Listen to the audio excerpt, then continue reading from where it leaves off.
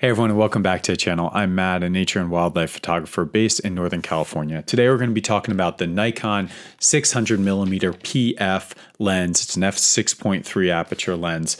This is a Z-mount lens that's available. I moved to this lens from the Nikon 400mm f4.5, so I'll share a little bit about that experience, and we'll talk a little bit about the combination with the Z8 camera body. So I'll share with you some photos I've taken in the field, my thoughts about the lens, who I think it's great for, who it's not for, and maybe what's in my future based on this review. So let's get into it. So big picture, I always like to lead with that, is I think we've gotten to the point with this lens, and probably, though I haven't shot it with the Nikon 800mm PF, where we've gotten to the point where these PF lenses, these prime lenses that are more affordable than the large f4 primes, when they're kept in their lane, offer you basically the same level performance of the 400 2.8s, the 500 f4s, the 600 f4 lenses of today and yesteryear. So I think that is a pretty amazing thing, but it is with the caveat of you need to keep this lens in its lane. And I'll talk a little bit about what lane that is, but I first wanted to just share with you a little show, really, of the images I've taken with this lens, both with and without the 1.4x teleconverter, to share with you the image quality, the types of images you can expect out of this lens, and the sharpness at 100% magnification at that pixel peeping level, so that you can understand the level of quality that these PF lenses and these kind of mid-range telephoto primes offer when they're used in the right conditions.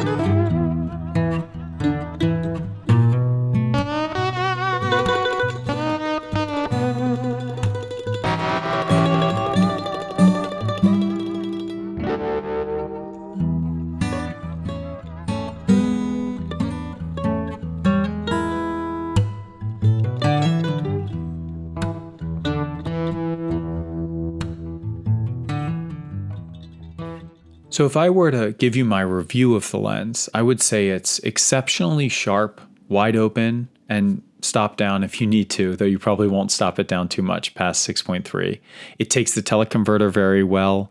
It doesn't require you to stop down, and if you do stop down, you get a little bit of extra sharpness, but it's good at f9 with the teleconverter. It's very lightweight. It is very easy to hand hold. It's very easy to carry long distances with. In fact, sometimes I've thrown it in my backpack and I've put my backpack on, and I've actually opened up my backpack because I wanted to double check that it was still in there. I thought someone had stolen it because it was so light. I mean, it really is a very light lens at 3 pounds. It's small, so you don't need to put it into a backpack. I mean, it's relatively small. It's not a small lens. It's not as small as like a 7200. But it's pretty compact, and I can fit this in a shoulder bag attached to the Z8 just barely, like a 15-inch laptop bag. I can fit this in that bag, and I can carry it to very discrete locations where I'm worried about theft or I don't necessarily want to bring my camera out for whatever reason. This combination can go there, whereas a 600mm f4 or 500mm f4 wouldn't be able to make that trip. So it is a very compact combination for what it offers. It's not extraordinarily good contrast. I find myself pushing the contrast a little bit in post, but it's very good. The color renderings are really nice. I didn't notice any issues with the background renderings, which is something you read about, with PF lenses, but I have had no reason to be concerned about that. So that's sort of my review if I were to sum it up with this lens. But I also wanted to talk about who this lens is for and who it's not. So just elephant in the room, big picture, who this lens is not for. This lens is not for somebody who shoots before the sun rises or after the sun sets. And I'm one of those people. And I worry a little bit about that with this lens, to be honest with you. If I'm photographing owls and I'm out for sunset, I've gotten some wonderful shots of sunset with this lens. However, once the sun goes down, it's rough.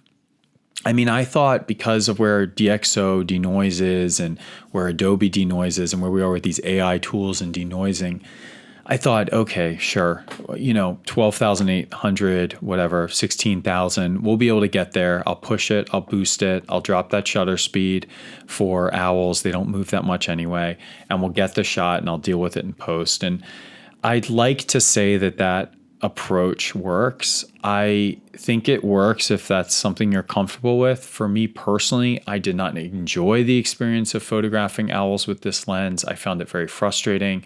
The autofocus becomes a lot less reliable.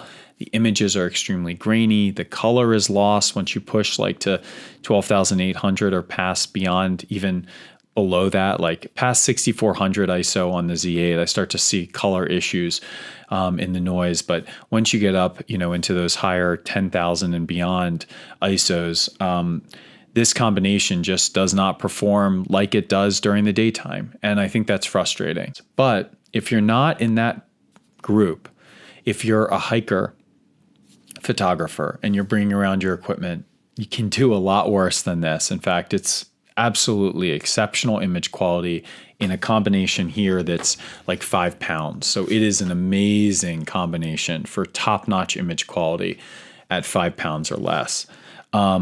If you are a daytime shooter and you're just out there for lunch breaks and walks, or you're shooting during the daytime, why bother with anything else? This combination's excellent.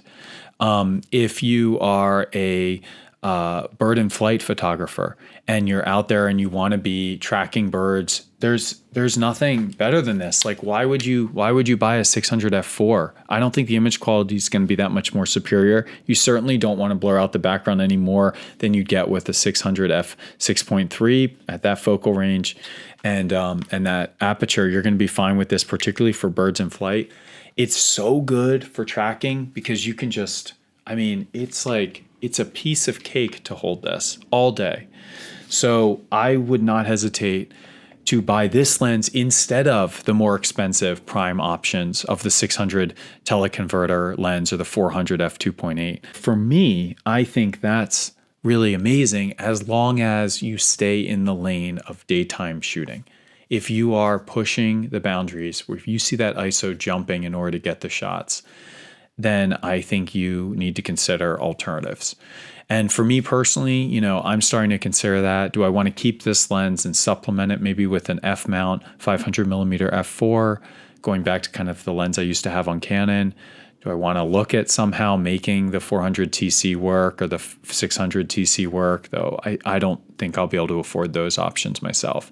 So, I think my review of this lens is that it is top notch, as long as you use it within that lane where that f6.3 aperture is not going to be a problem for you.